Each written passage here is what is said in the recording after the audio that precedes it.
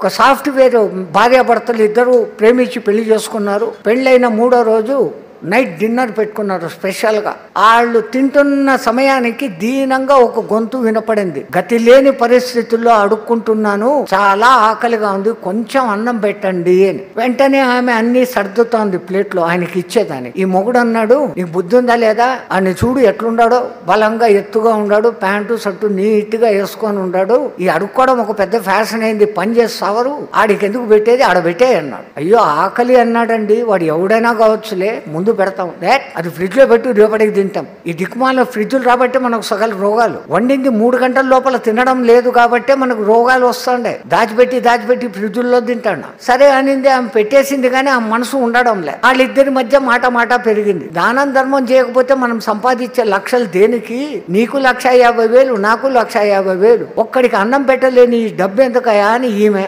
కూడబెట్టాలా, రేపొద్దున మన కొడుకులు వస్తారు, మనవాళ్ళు వస్తారు, కూడబెట్టాలా. పెడతావు ఏ పొద్దో రోజు ఇక్కడనే వదిలిపెట్టి పోతావు. ఆ సంగతి తెల్లేవాడికి. ఈ మాట పెరిగిపోయింది. పొద్దున్నే లేచాక ఇద్దరు విడాకులు తీసుకున్నారు. చిలికి గానివాన అంటారే, ఏమీ లేదు విషయం, విడాకులు తీసుకున్నారు. ఇది ఒక పెద్ద ఫ్యాషన్ అయిపోయింది. మధ్య పెద్దానికి విడాకులు. మన సనాతన సంస్కృతిలో విడాకుల వ్యవస్థ లేనే లేదు. జీవితాంతం కలిసి ఉండాలని చెప్తారు, అది జరగడం లేదు. సరే ఏమో వెళ్ళిపోయింది వేరే కంపెనీకి, ఆ ఊర్లో ఉండలేక వేరే ఊరికి వెళ్ళిపోయింది.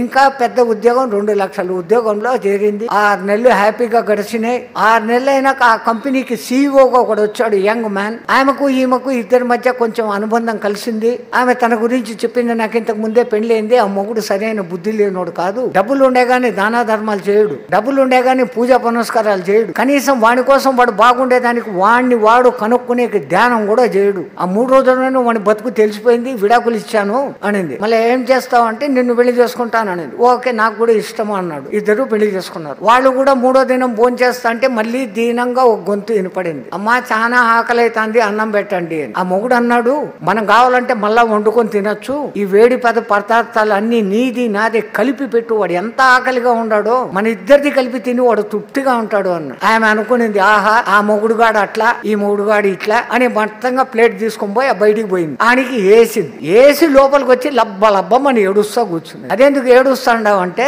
ఆ వచ్చిన బిచ్చగాడు ఎవడో కాదు, నా పాత మొగుడు అని. ఈయన అన్నాడు, సృష్టి చాలా విచిత్రంగా ఉంటది, విధి మామూలుగా ఉండదు, అసలు నేనెవరో నువ్వు అసలు ఏ పొద్దున్నా నా బ్యాక్గ్రౌండ్ ఏందో అడిగావా, నేనెవరో తెలుసా అన్నాడు. అవును మర్చిపోయాను, ఇప్పుడు చెప్పు ఎవరు నువ్వు అన్నాడు. ఆ పొద్దు మీ ఇంటికి బిచ్చానికి వచ్చిన బిచ్చగాడిని నేను అన్నాడు.